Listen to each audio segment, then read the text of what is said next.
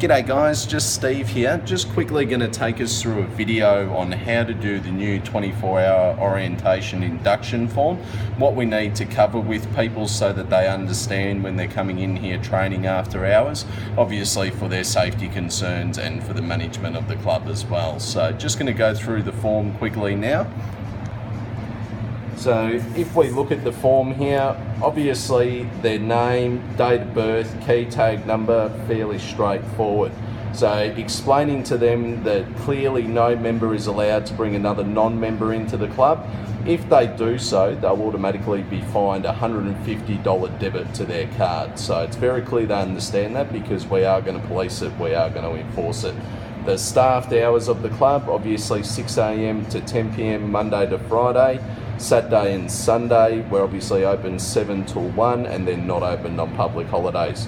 All members under the age of 16 are required to train with a parent or guardian at all times.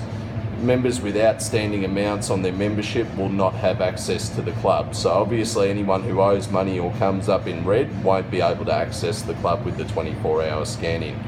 Lost cards will require a replacement fee of $10, which is the same as the new clubs.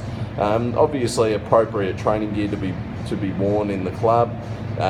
Towels are to be used on the equipment at all times, pretty standard. The access procedure. This bit's pretty important, guys. So explaining to people that they must access the club with their fob. The most important thing is explaining to them with the access procedure, if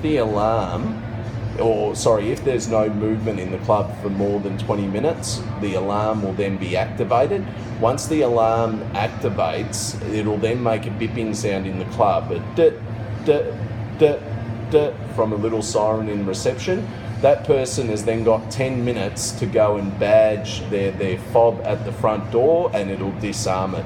Obviously it's there for a safety concern in case someone's not moving for more than 20 minutes. It'll send the alarm off and the control center will obviously get in contact with myself or emergency services. But most importantly, just to understand, guys, that if someone's not moving for 20 minutes, it will arm the club, and that from there they need to badge at reception and then everything will be all good.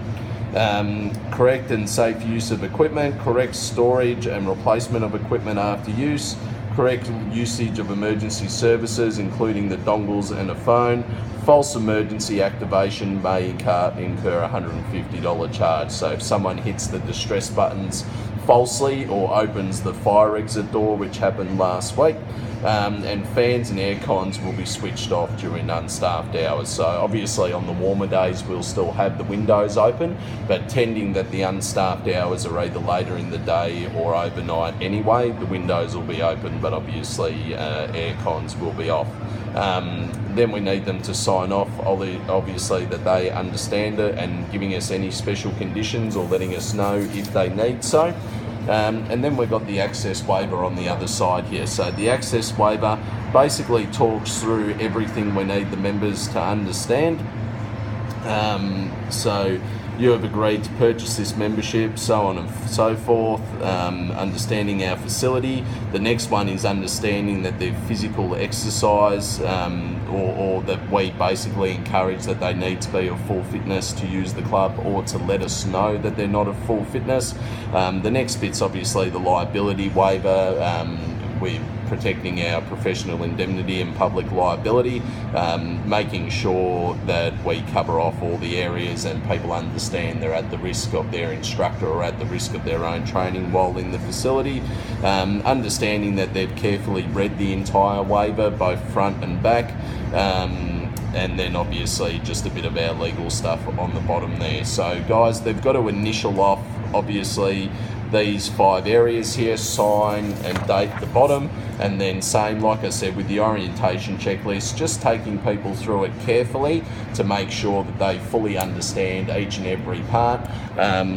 Like explained, guys, the most important bit is for them to understand that if they're in the club for more than 20 minutes and the alarm does start to go off because they haven't been moving or they've been in the toilet or something along those lines, the alarm will go bip, bip, bit, they need to go to the front door and unbadge themselves. Other than that, making sure they understand how to help themselves if they're feeling uncomfortable or have an issue in the club, knowing where the distress buttons are, knowing that when they come in after hours they must wear the distress lanyard, which obviously acts as a mobile distress button as well.